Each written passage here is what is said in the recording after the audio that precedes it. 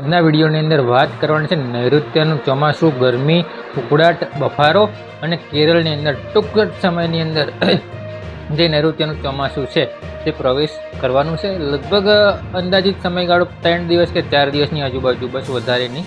અને અત્યારે હાલ જે નૈઋત્યનું ચોમાસું રોકાયું છે એમાં અત્યારે હાલ તમિલનાડુનો જે ભાગ છે ત્યાં આગળ લગભગ 70% જેટલું કવર કરી લીધું છે ચોમાસાએ.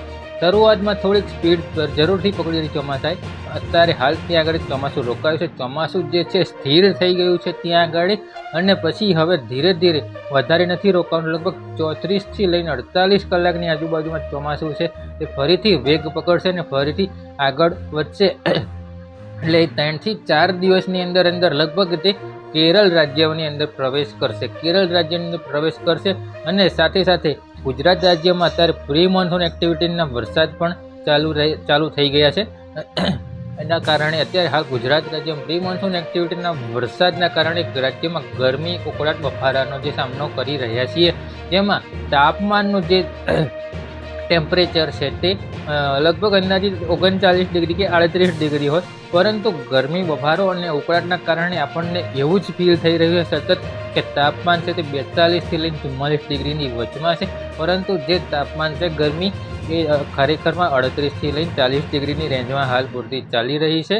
અને આ જે બફારો અને ઉકળાટનું પ્રમાણ છે તે હજી સતત વધતું જશે અને ગરમીનું ટેમ્પરેચર જે છે તે કન્ટિન્યુ હજી પણ ડાઉન થતું જશે, જે 36 ડિગ્રીની આસપાસની રેન્જમાં રહેવાનું છે મિત્રો.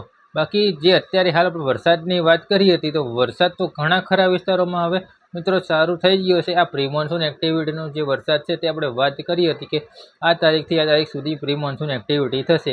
આ જે વરસાદ છે લગભગ 28 તારીખ સુધી ચાલે તેવી હાલ પૂરતી શક્યતાઓ જોવા મળી રહી છે મિત્રો.